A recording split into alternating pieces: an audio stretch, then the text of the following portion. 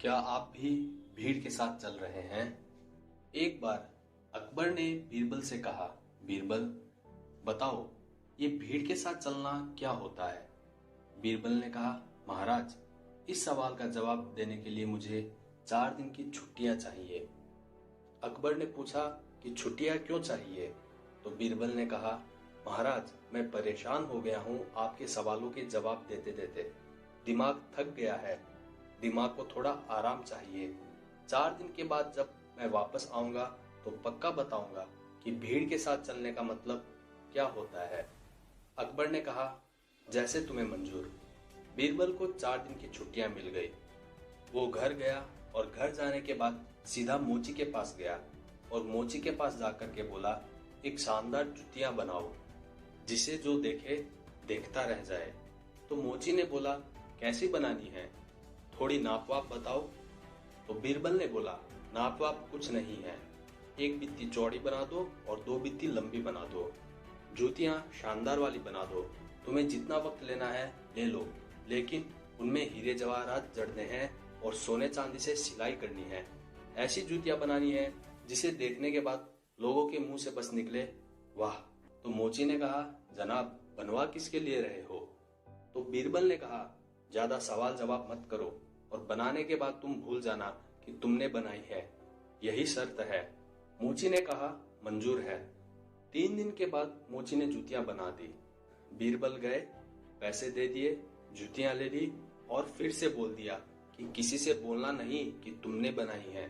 फिर बीरबल ने क्या किया कि एक जूती को अपने घर में जाके रख दिया और दूसरी जूती को मस्जिद में फेंक दिया। सुबह सुबह मौलवी साहब नमाज पढ़ने के लिए वहां पहुंचे तो उन्हें वो जूती दिखाई दी जिसमें हीरे जवाहरात जड़े हुए थे, सोने चांदी के तारों से सिलाई की हुई थी। मौलवी साहब को लगा ये किसी आम इंसान की जूती तो नहीं हो सकती। उन्हें लगा कि जरूर ऊपर वाले आए होंगे नीचे नमाज पढ़ने के लिए और उनकी जूती यहाँ छूट गई होगी। मौलवी साहब ने उसे उठाया, अपने आंखों से लगाया, चूमा और सर पे लगाया।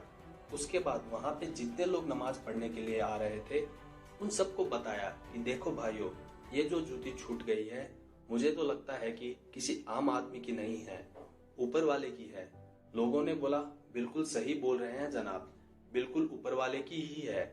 हर किसी ने वही किया, सबने चूमा और माथे पर रख लिया। उसके बाद ये बात जंगल में आग की तरह पूरे राज्य में फैल गई और अकबर तक ये बात पहुंची। अकबर ने बोला कि उस जूती को हमें लाकर दिखाया जाए। जूती ले जाई गई तो अकबर ने देखा तो बोला, बिल्कुल सही बोल रहे हो, ये किसी आम इंसान की तो हो ही नहीं सकती, ये जरूर ऊपर वाले की ही है।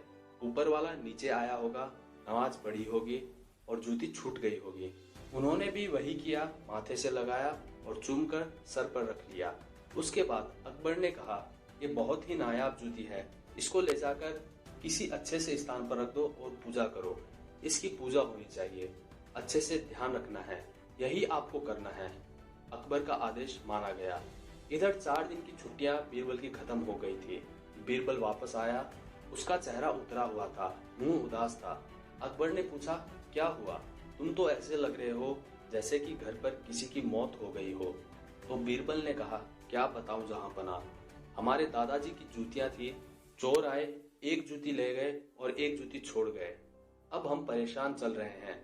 वो हमारे दिल के इतनी करीब थी कि आज तक हमने उसे बेचा नहीं था, बस अपने घर में रखा हुआ था।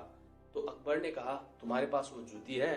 बीरबल ने कहा, हाँ जी है, आपको दिखाता हूँ। तो बीरबल ने जूती दिखाई और जूती देखकर अकबर का माथा ठनक गया। अकबर ने मस्जिद में मिली जूती को मंगवाया और उसे बीरबल को दिया गया। बीरबल ने कहा, महाराज, यही है भीड़ के साथ चलना। ना आपको कुछ पता था, ना उनको कुछ पता था और ना जिसको मिली उसको कुछ पता था। सब बस भेड़ चाल में चले जा रहे थे। इसे ही भीड़ के साथ चलना कहते हैं। ये कहानी ये ज्ञान देती है कि बाकी लोग जो कर रहे हैं वही हमें भी करना है या उसी तरह सोचना है, ये जरूरी नहीं है। हमें अपनी कुशलता और बुद्धि का भी प्रयोग करना चाहिए। दूसरों की तुलना में बेहतर बनने का प्रयास करना चाहिए। इस कहानी को सुनने के बाद आपके विचार कमेंट बॉक्स में हमारे साथ साझा करें। ऐसे ही रोचक किस्सों के लेटेस्ट नोटिफिकेशन पाने के लिए चैनल को अभी सब्सक्राइब करें। और वीडियो अच्छा लगा हो तो लाइक और शेयर करें।